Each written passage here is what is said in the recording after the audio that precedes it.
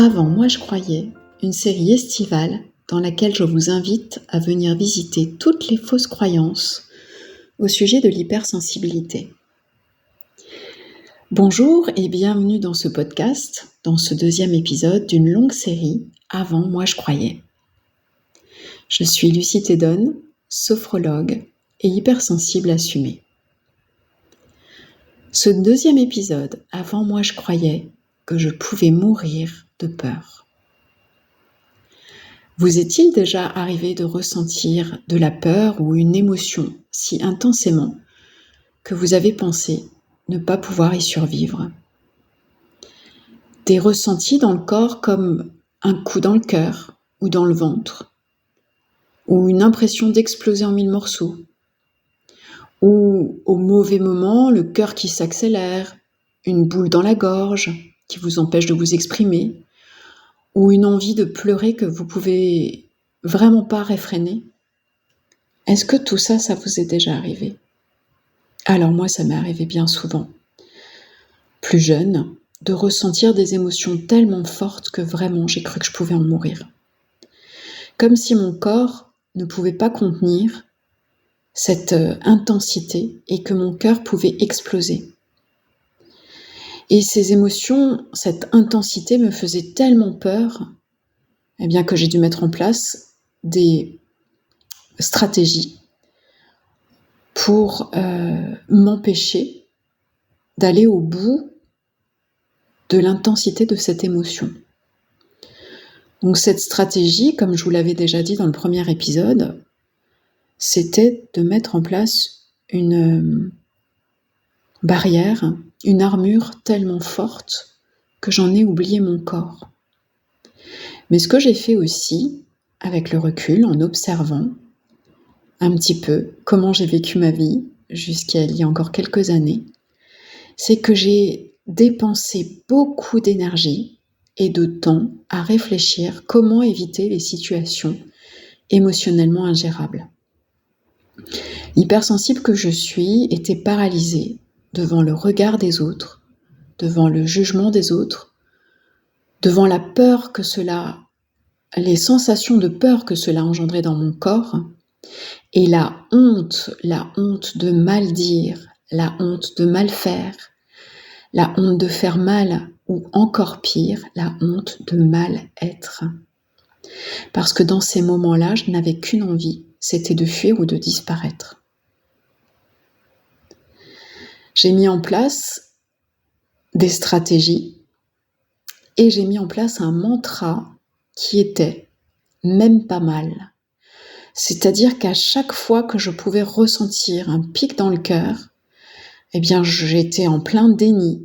Je me redressais en disant dans ma tête « même pas mal ». Et c'est exactement cela qui m'a menée vers cet état dont je vous parlais tout à l'heure, l'absence de corps. Et oui, parce que l'absence de corps finalement amène à l'absence de sensations intenses et effrayantes dans le corps.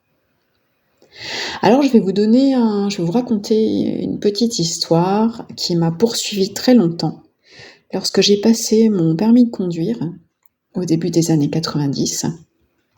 Alors aujourd'hui, je ne sais pas du tout comment on passe cet examen, mais à l'époque, au bout de 5 échecs, il fallait tout repasser avec le code. Voilà, toutes les heures, le code, etc. Eh bien, figurez-vous que j'ai dû passer mon permis 5 fois.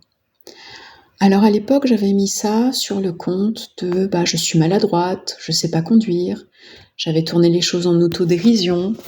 Je racontais ça à mes proches en rigolant.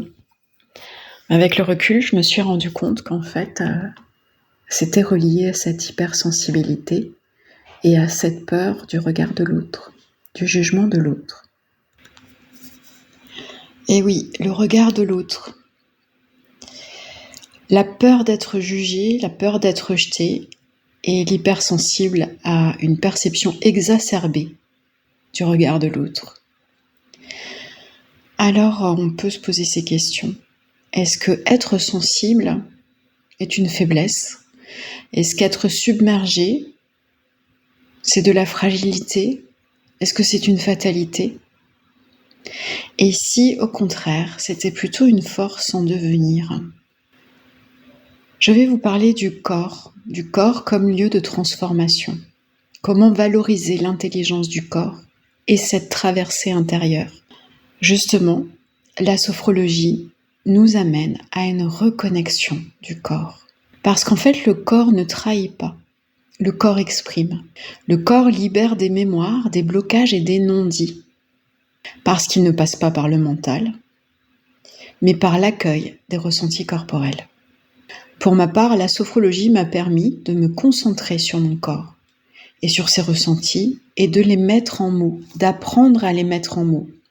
Et de réaliser également que grâce à ça, à cette écoute et à cette mise en mots, à cette nouvelle capacité, eh bien je n'allais pas mourir. Mais au contraire, écouter, accepter, traverser et alchimiser. J'ai compris aussi qu'une émotion était une messagère. Alors moi, j'ai pour habitude de dire dans mes groupes ou avec les gens que j'accompagne qu'une émotion est toujours positive. Car une émotion nous donne un signal, un message, et que c'est bien dans le corps que ça se passe. En revanche, elle sera agréable ou désagréable, intense, riche ou subtile. Le corps est notre boussole, et l'écoute et l'accueil de ces ressentis permettent également la confiance en soi, le développement de la confiance en soi et de la présence à soi. Pourquoi ? Parce que chacun d'entre nous sommes seuls avec les ressentis corporels et personne d'autre n'est capable de savoir ou n'a le droit de nous dire que ce que l'on ressent n'est pas juste. Nous sommes seuls dans notre corps et nous sommes seuls à savoir ce que nous ressentons. Et c'est là que commence le développement de la confiance en soi. Et cela nous enseigne également à connaître nos propres besoins et à poser nos propres limites. Alors en tant qu'hypersensible, le chemin vers cette reconnexion n'a pas été facile, ça c'est sûr et certain. Et je vis encore des moments compliqués. Mais aujourd'hui, je sais que chaque tempête est à vivre, à traverser, et j'en retire toujours un enseignement. J'ai donc bien appris que je ne pouvais pas mourir d'un trop-plein d'émotions. J'ai aussi appris que j'ai le droit de prendre du temps pour moi, pour écouter, pour gérer ces moments intenses, et ensuite de me mettre au service du besoin qui a été exprimé par cette tempête. Et que, en fait, c'est un passage vers une version toujours plus authentique de moi-même. Alors, si vous vous reconnaissez un peu dans ce partage, dans mon vécu, si vous voulez en savoir plus, je suis là. Et sous la vidéo, vous avez tous les liens vers mes accompagnements. Je vous dis à la semaine prochaine, et le prochain épisode, je vous parlerai de cette fausse croyance.